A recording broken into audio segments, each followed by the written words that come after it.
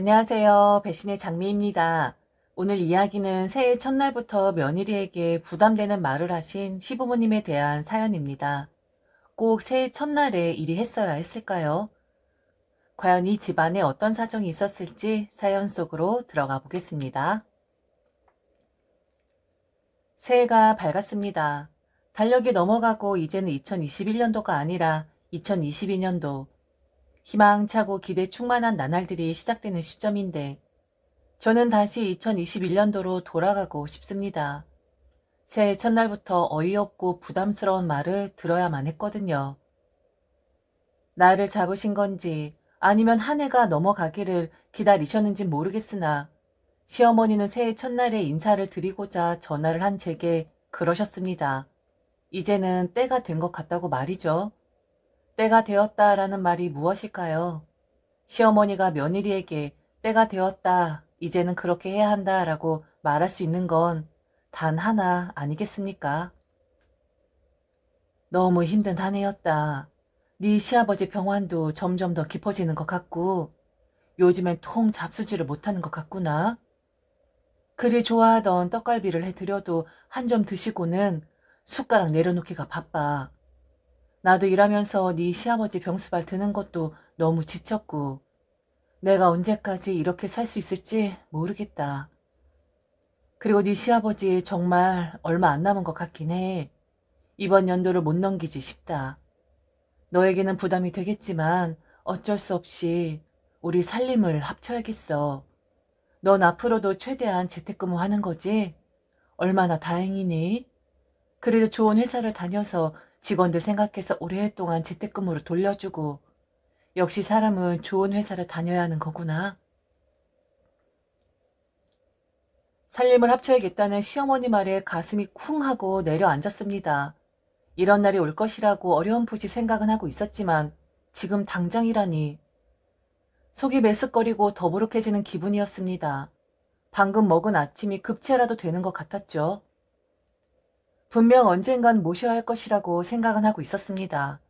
그게 며느리의 운명이고 장남과 결혼한 저의 역할이라고 생각했었어요. 그런데 이제 고작 결혼한 지 10년도 못 채웠고 작년에서야 내 집 마련에 성공한 부부인데 벌써 시부모님을 모셔야 한다뇨. 좀 가혹하다는 생각이 들었습니다. 그래서 저는 조심스럽게 조금만 시간을 더 주었으면 좋겠다 시어머니에게 말씀드렸습니다. 어머니, 그 이야기는 얘기하신 건가요? 아니면 저한테만 말씀하시는 건가요? 너무 죄송한데 어머니 상황 그리고 아버님 점차 쇠약해지시는 거 잘 알고 있는데 살림을 합치자는 말씀을 급작스럽게 하시니까 제가 좀 당황스럽긴 하네요. 조금만 저희한테 시간을 주셨으면 좋겠어요. 저희 이제 막 좀 뭔가가 되려고 하는데 정말 말씀드리기가 조심스럽네요. 저도 이런 제가 너무 싫지만 지금 합가는 좀 어렵지 싶어요. 정말 어머니도 쉽게 말씀하시는 거 아닐 텐데 긍정의 대답 바로 못 드려서 너무 죄송해요. 조금만 저희 사정을 좀 봐주세요, 어머니. 수화기 너머로 시어머니의 꺼지는 한숨 소리를 들어야만 했습니다. 시어머니를 생각하면 마음이 답답하고 눈물이 나긴 합니다. 만일 시어머니만 계시다면 저는 앞뒤 재지 않고 얼른 짐 싸서 저희 집으로 오시라 말씀드릴 겁니다. 그런데 시아버지는 좀 어려운 숙제 같은 존재이긴 했습니다. 만일 시부모님과 합가를 한다면 앞으로의 미래가 훤히 보였습니다. 분명 남편과 매일같이 다툼을 할 것이고 서로 마음 상한 일이 비일비재할 것이고 결국엔 이혼을 할 수도 있을 거다라는 두려운 말이죠. 시아버지는 평생을 시어머니 등에 업혀서 사신 분입니다.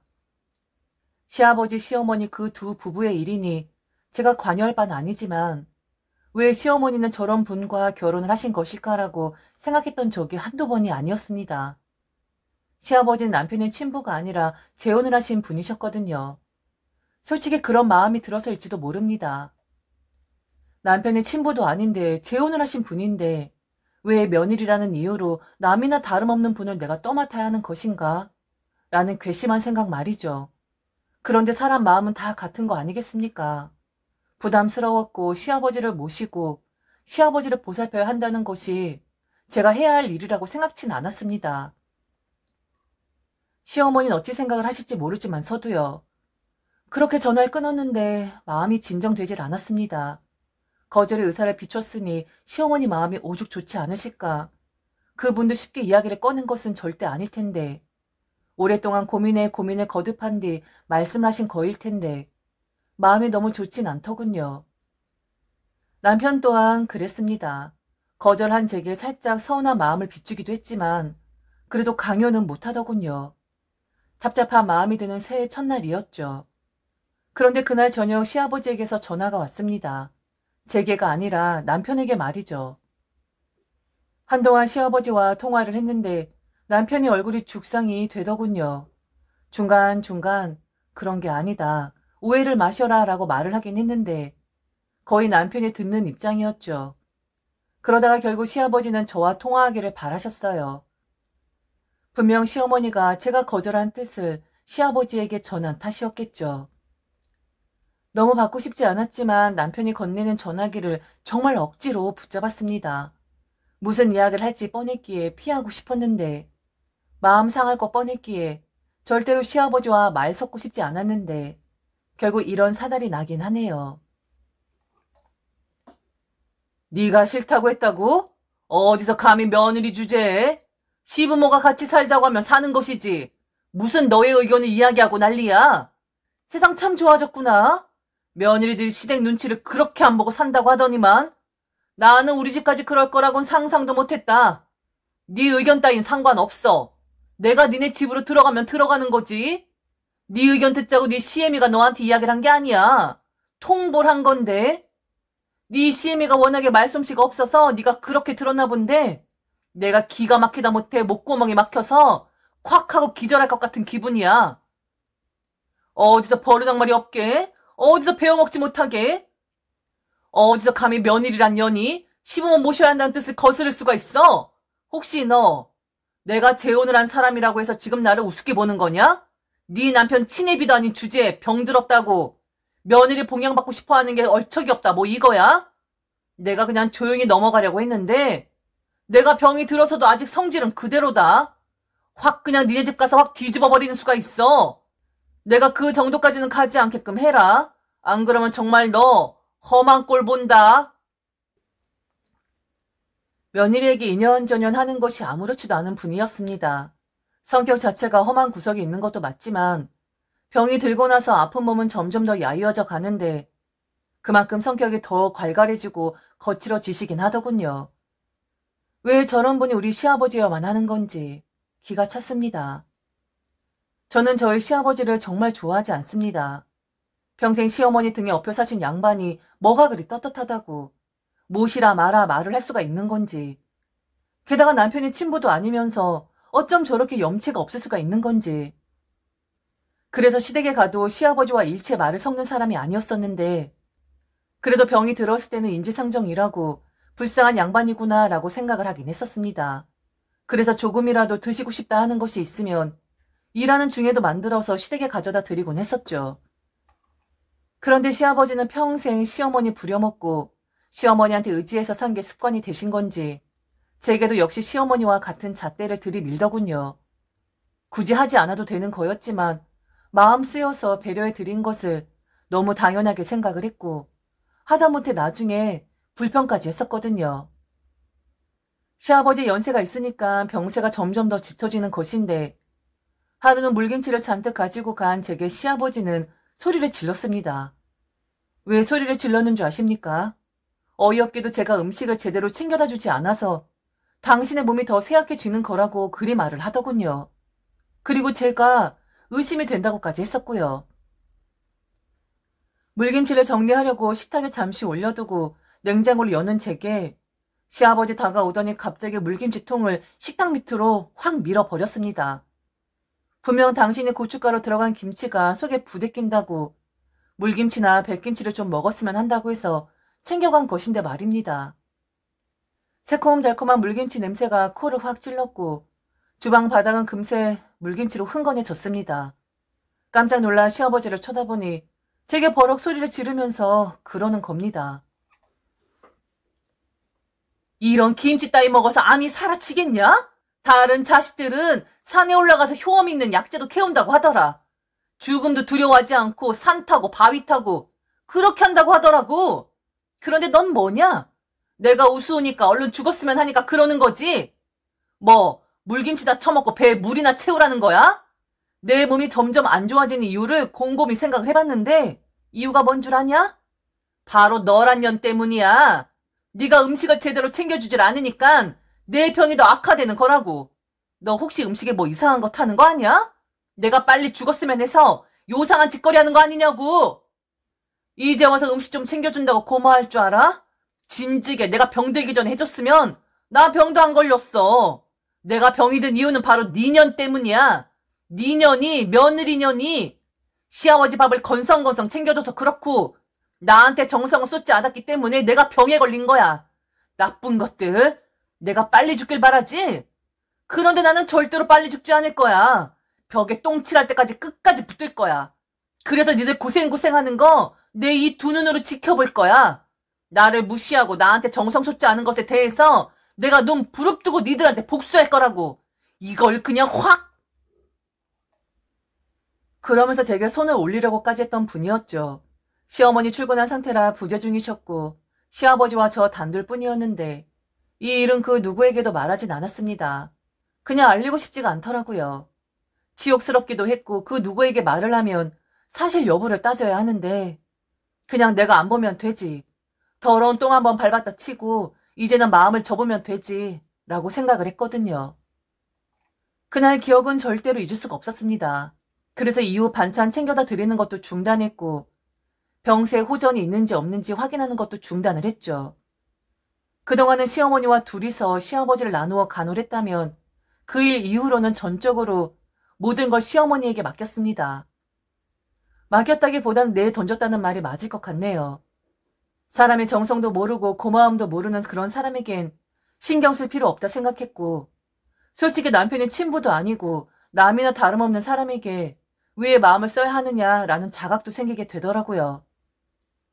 다만 혼자 일하면서 시아버지 병간호할 시어머니 안쓰럽긴 했지만 그것도 시어머니 운명이라 생각하기로 했습니다. 시아버지 같은 분을 만난 게 제 탓은 아니니까요. 시어머니 본인이 결정하시고 선택한 분이니 고생이 되더라도 시어머니가 당연히 감당해야 하는 일이라 여기기로 했습니다. 그런데 갑자기 이제는 힘이 든다고 더 이상 버틸 수가 없다고 저희 집으로 들어오시겠다는 시어머니. 당신 인생 고되니 저보고 좀 나누자고 하는 시어머니. 그 마음은 10분 이해 갔지만 시아버지란 분을 제가 보살펴야 한다는 것에는 동의할 수 없었습니다.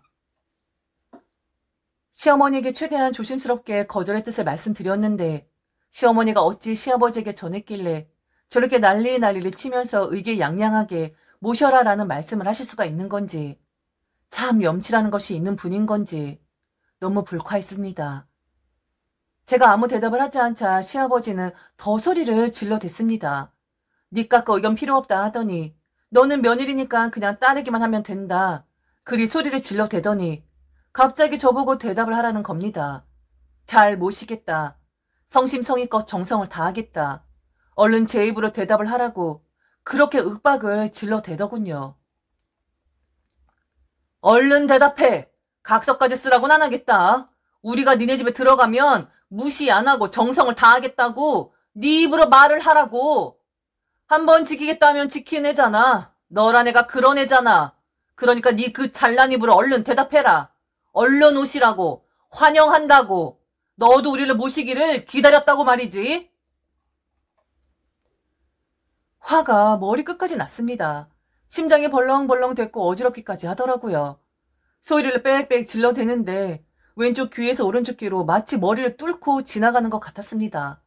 참을 수가 없었습니다. 어른한테 그리고 몸 성치 않은 사람한테 그렇게 하면 안 되는 거였는데 저는 염치 없는 시아버지에게 할 말은 좀 해야 했습니다. 왜냐면 저는 대답할 마음도 없었고 무엇보다 시부모님을 모실 생각은 추호도 없었으니까요. 대답할 이유도 없고 모실 이유는 더더욱 없다고 저도 소리쳤습니다. 모든 사람들이 아픈 분이라고 해서 다 들어주고 억지 부려도 참아주고 하니까 뭐라도 되시는 줄 아냐고 소리 질렀습니다. 그만 소리 지르세요. 무슨 몸 성치 않는다는 분이 왜 이렇게 소리 질러대세요? 어머님한테 무슨 말을 어떻게 들었는지 모르겠는데, 아버님, 저는 연로하신 시부모님 모시지 않겠다라는 말이 아닙니다. 당연히 모셔야죠. 그런데 그런 제 마음에는 아버님은 계시질 않아요. 죄송하지만 저는 아버님 모실 생각 전혀 없습니다. 어머님만 모실 생각 있다고요. 저를 죽인다고 해도 혹은 제가 이혼을 해야 한다고 해도 전 아버님 모실 생각 전혀 없어요. 며느리한테 인연전연하는 시아버지, 그런 분을 어느 며느리가 두 팔 벌려 환영하면서 제 집으로 들어오십시오 할까요? 그동안 그렇게 거친 말들을 서슴지 않았으면서 이제 저한테 정성을 다하라고요? 정말 저희 집에서 사실 수 있겠어요? 제가 음식에 요상한 짓 한다고 저를 의심하셨던 분이 제 집에서 저와 한 공간에서 사실 수 있겠어요? 왜 저한테 이러세요? 왜 잘 살고 있는 저희들한테 이러시는 거냐고요? 아이고, 며느리년 무서워서 오금이 다 저리네. 내 말이 맞았던 거냐? 너 정말 내 음식에 뭔 짓을 한 거였어? 이런 요망한 것. 내가 너를 가만둘 것 같아? 그리고 우리 아들이 네가 나한테 이런 짓거리를 했다면 가만히 둘 것 같냐고. 죽어도 안 된다고? 이혼을 해도 안 된다고? 그래, 그럼 너 어디 한번 이혼 당해봐라. 내가 우리 아들한테 그렇게 하라고 할 거니까 어디 쓸쓸하게 아무것도 쥐지 못하고 쫓겨나보라고. 참 이상한 분이시네요. 저야말로 오금이 저리거든요. 그래요. 만약 아버님 아드님께서 아버님을 선택하고 저와 이혼을 하겠다면 당연히 그렇게 해야죠. 그런데 아버님, 자신 있으세요? 정말 그이가 아버님의 편에 서게 될까요? 어쩜 이렇게 염치가 없으세요? 평생 어머님 등에 업혀서 사시고 이젠 아들 등에 업혀 사시겠다? 게다가 죄송하지만 친아들도 아니잖아요. 아버님, 이런 말까지 해서 너무 죄송한데 아버님 이렇게 하시면 안 되는 거예요. 2년 전년 며느리한테 하실 게 아니라 그냥 좀 조용히 지금 아버님을 보살펴주는 사람들한테 감사해야 하고 미안하다 생각해야 하는 거라고요. 모실 생각 없습니다. 아버님 인생이니 아버님이 알아서 잘 정리하세요. 이런 말씀 며느리로서 드리는 게 참 마음 아프지만 시작은 제가 아니었습니다. 시작은 물김치 사건부터 아버님이 시작하셨고 저는 그 사건 이후 아버님에게 마음을 접은 거라고요. 하긴 뭘 잘못했는지도 모르시죠? 그걸 아셨다면 이리 행동 못하시죠. 막 나가는 며느리 되었습니다. 남편도 옆에서 깜짝 놀랐는데 화가 너무 많이 나서 저도 제 속마음을 이야기할 수밖에 없었네요. 그리고 월요일, 아직까지 시댁에선 연락이 없습니다. 가타부타 말을 하지 않으니 어찌 이게 더 불안하긴 하네요. 남편도 제 눈치를 살피긴 하는데 그래도 은근히 제가 좀 너무했다라고 말하는 것 같긴 합니다. 그래도 저는 후회는 하지 않습니다. 제가 너무 막 나가는 사람이라고 생각을 할 수도 있지만 만일 시아버지가 적당히만 자신의 성격을 드러내셨다면 저도 적당히 조금만 시간을 달라고 했다가 모셨을지도 모릅니다. 그런데 저희 시아버지는 정말 양심이 없는 분이십니다. 너무 당연했고 시어머니 포함 모든 가족들이 당신을 위해서 희생하는 것이 언제나 바람직한 일이라고 생각을 했었거든요. 막말도 서슴지 않았었고 며느리에게 인연전연하는 그런 시아버지, 냅다 윽박부터 질러대고 보는 그런 시아버지 정말 상대하고 싶지 않습니다. 모시는 건 둘째치고 모습조차 보고 싶지 않은 마음입니다. 아, 한 해가 시작되는 날부터 저렇게 소리를 질러대고 악담을 한 저도 마음이 편하진 않지만 이번에 확실하게 짚고 넘어가지 않으면 이번 한 해는 끔찍한 한 해가 될 것만 같습니다. 제가 너무한 거라고 욕을 하셔도 저는 마음의 변화가 없어요. 이런 나쁜 사람이라고 해도 현실적으로 저는 절대로 시아버지를 모실 마음이 없습니다. 비난을 받는다고 해도 말이죠.